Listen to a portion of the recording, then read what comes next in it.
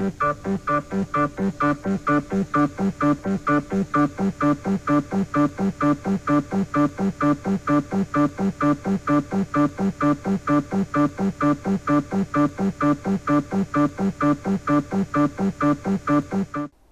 there, and welcome everyone. In this video, we're targeting the Altamaha Bass for the Georgia Bass Slam.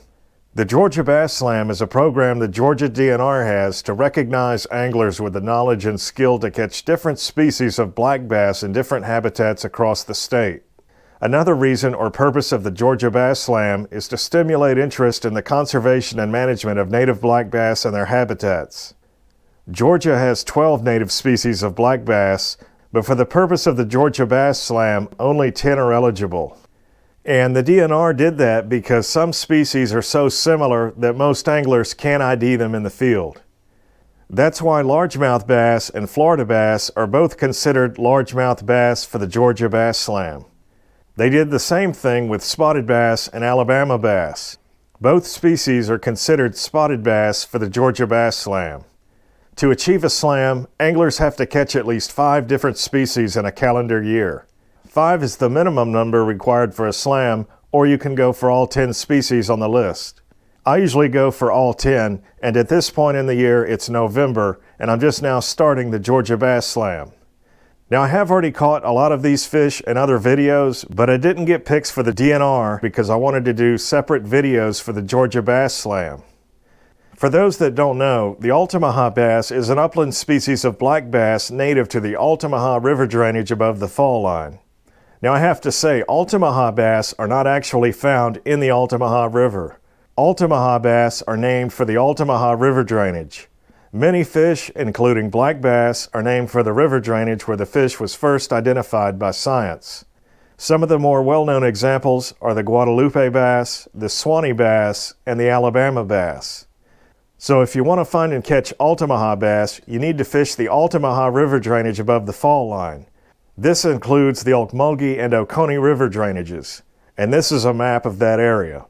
Unfortunately, the range of the Altamaha bass has been greatly reduced by land use changes and the introduction and spread of non-native Alabama bass and shoal bass. And I've said this before, but the Altamaha bass is the only black bass and the only member of the sunfish family endemic to the state of Georgia. Endemic means it's found here and nowhere else in the world, so that makes it a very special fish. Anyway, getting back to the Georgia Bass Slam, November is not the best time for this, and I realize that. Most anglers do it in the summer when the days are longer and the fish are more active. I just wanted to try something different with the Bass Slam this year. I'll also be fishing new water, so you'll not only see places I haven't fished before, but you're going to see more of the fish finding process in these videos. Again, this is the first video, and we are targeting the Altamaha bass. So I hope you like it, and thanks for watching.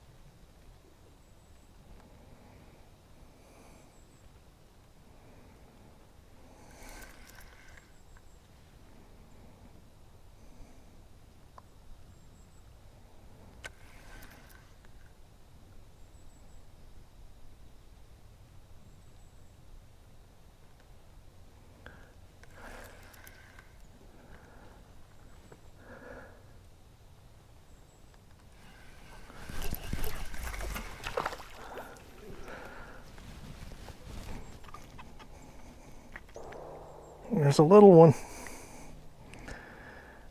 little cold water or cool water Altamaha bass.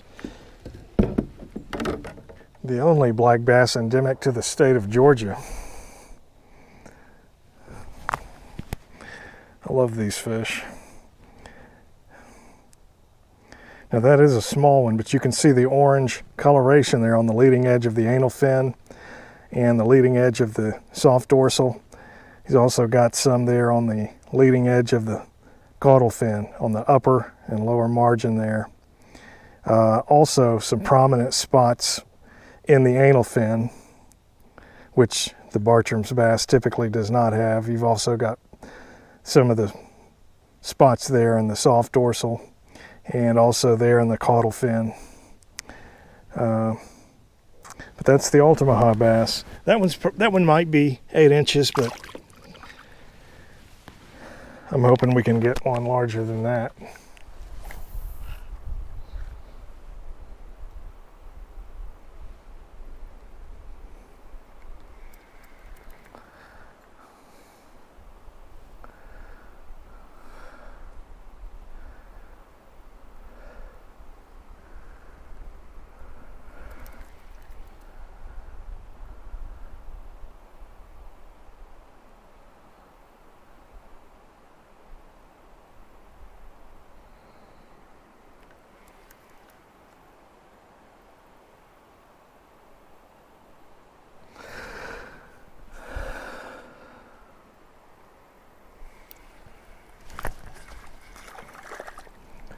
Oh yeah.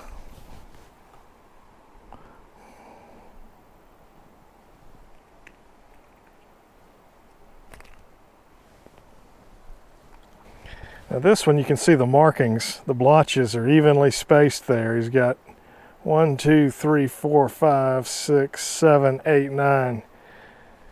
Anytime they have less than 10, they are definitely it's almost a guarantee that's an Altamaha bass. Typically, if it's some kind of hybrid with an Alabama bass, you'll see a lot more blotches, but that's just a perfect specimen right there.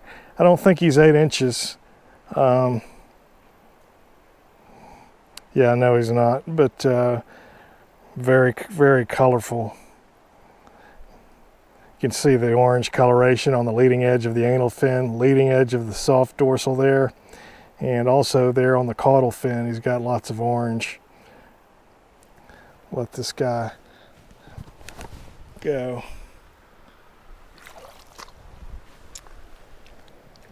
See you, buddy. That fish was actually holding right up against the upstream edge of this bedrock outcrop right here. I'm sure it's probably washed out underneath the upstream edge.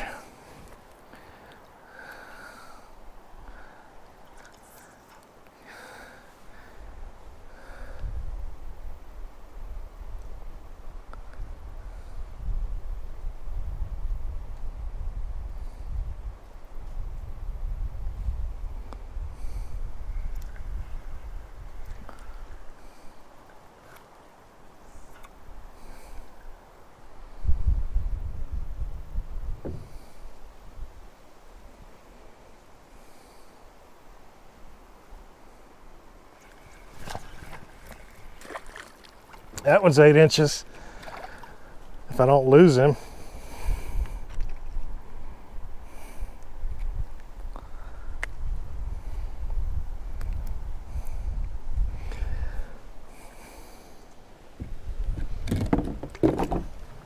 Put that guy on the board real quick.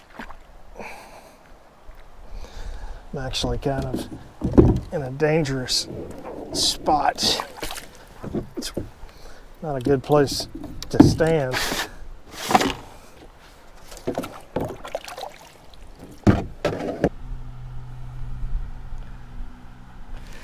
Okay, now I just have to get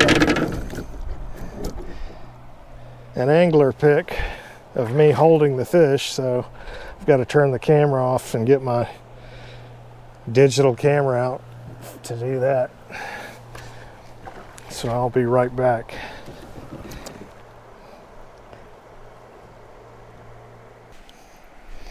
Okay folks, we got the required pictures for the Georgia Bass Slam.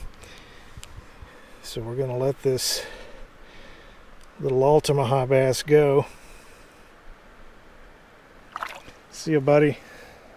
Just want to explain real quick, if I can, why these fish are here.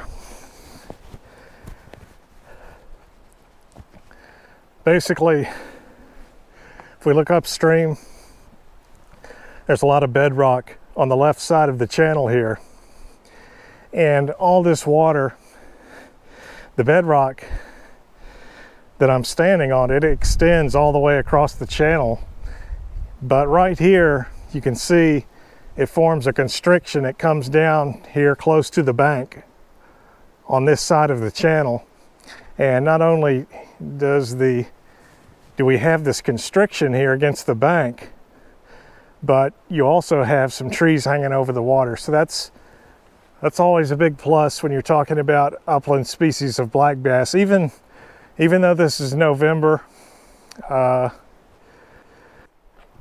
you still have a few invertebrates that fall in the water. It's also good to have some overhead cover sometimes when the water's real clear. The water's not real clear right now, but if this water was clear, that shade would be extremely, would provide a lot of useful cover for these fish.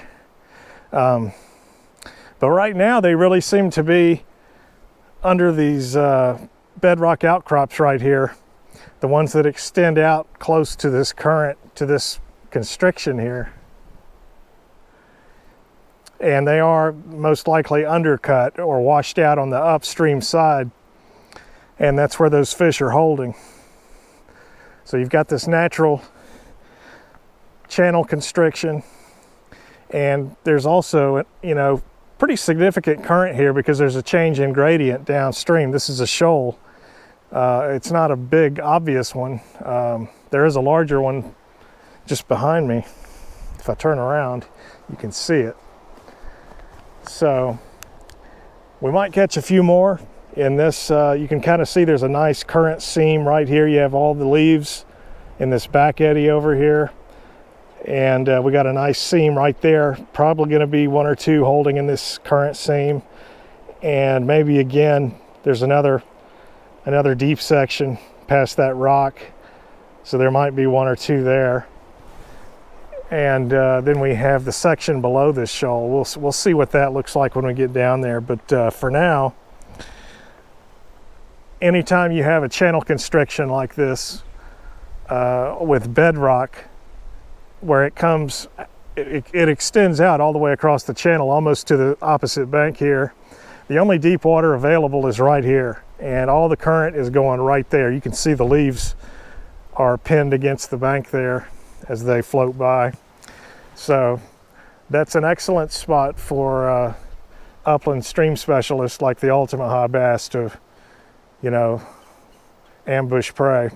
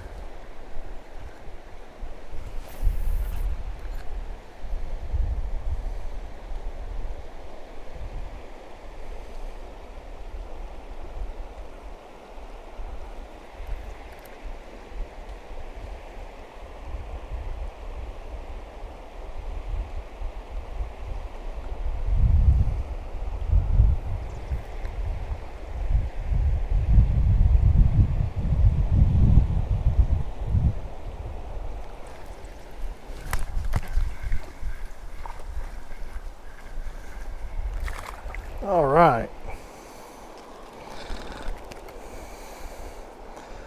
Still kind of on the small side, but at least they're moving in the right direction. Another beautiful Altamaha bass. You can see these horizontal lines here below the mid-lateral markings. These are actually dark scale spots, and those dark scale spots are really prominent on all upland species of black bass. These scale spots form these distinct horizontal rows you see. And he's also got some bluish green coloration around the head, around the spawn. That'll become a lot more prominent in the fall and the winter. Their colors are kind of more washed out, but they're a lot more vivid in the when they spawn, which is typically, you know, May for the Altamaha bass. Get this guy back in the water. See ya, buddy.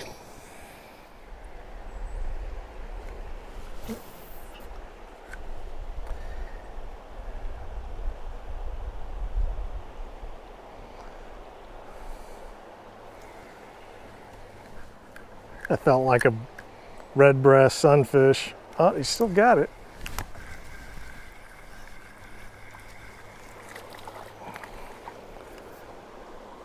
Not a red breast. He was just a tricky Altamaha bass. These are mature fish, even though they're small. Upland species of black bass, they grow very slowly. And that's because they are an upland stream specialist. They feed primarily on invertebrates throughout their life. So they grow very slowly. This fish, you know, they grow about an inch a year, more or less. But that's a mature fish. And, well, sorry, buddy.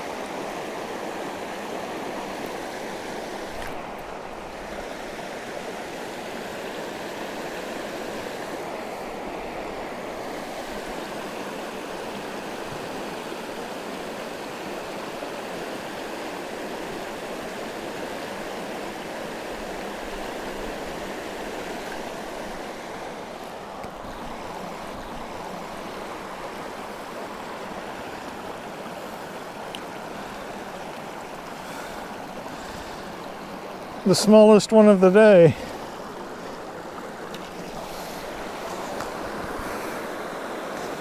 He's still pretty.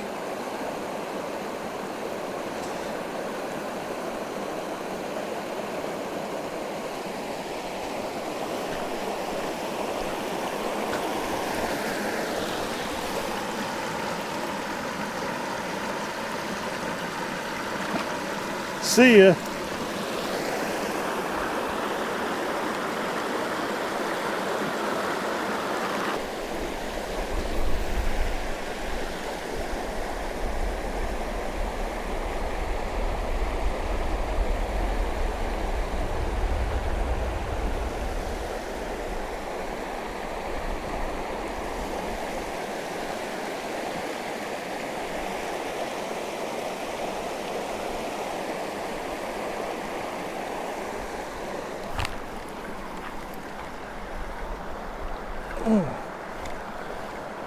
Oh, you kidding me?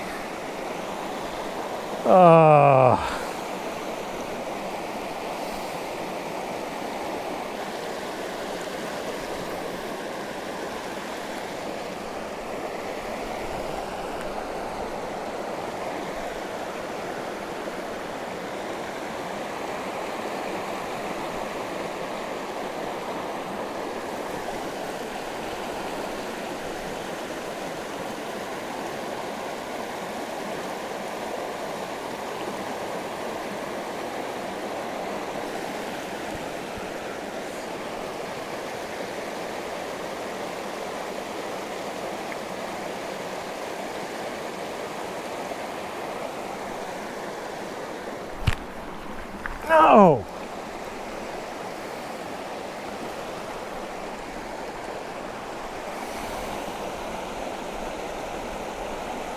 I do not understand how I'm losing these fish.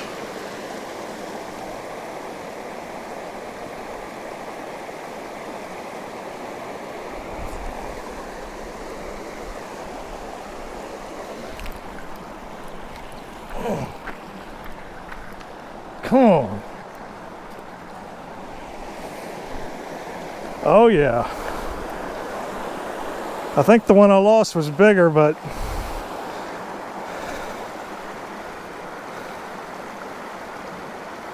that's the nicest one I've got all day. He doesn't have as much coloration, but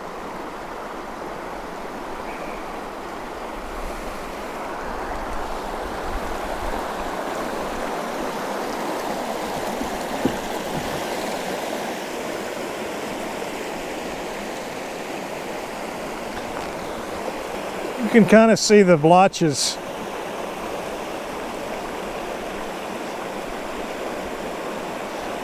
He's got about 12 or so.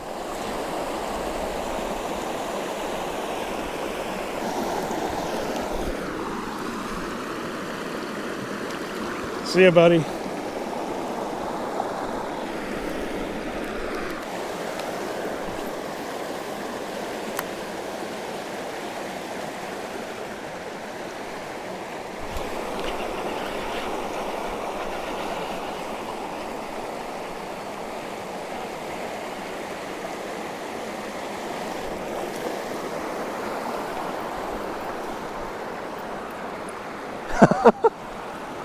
Oh, no way.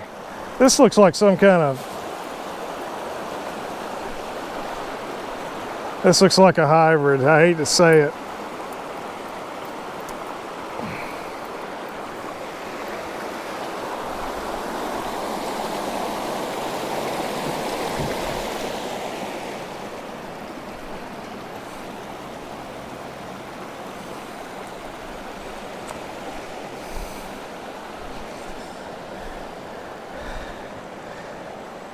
I haven't fished this stream that much, but I've never caught an Alabama bass. But typically what you see before you ever see let me get over here away from this shoal.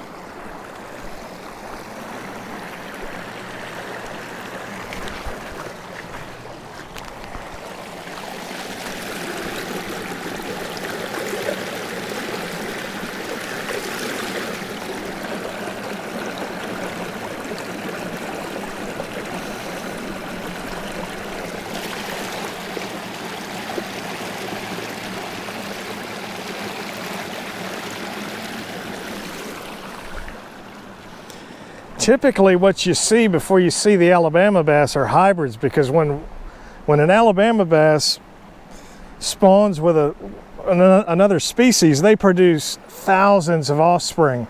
So, you know, just one Alabama bass can make thousands of hybrids.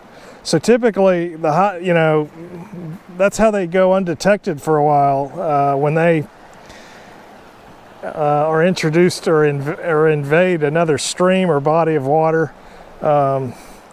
This fish, I just don't know what this fish is. I think it's a hybrid.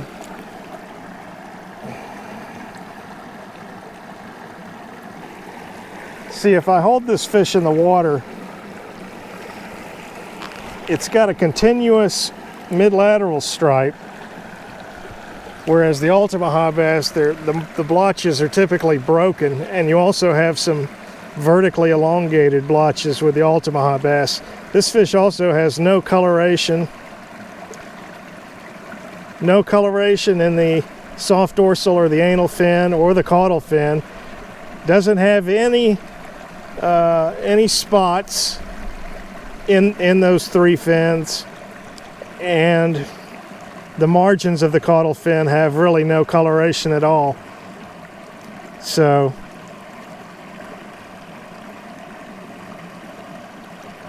I'm pretty sure we're looking at an Alabama Altamaha hybrid here.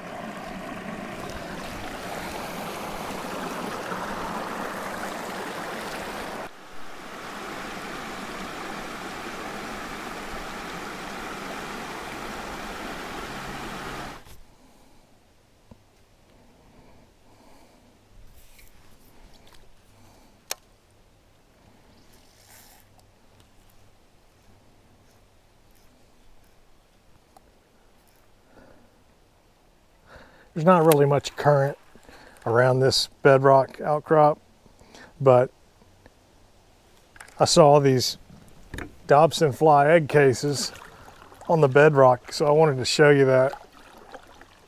You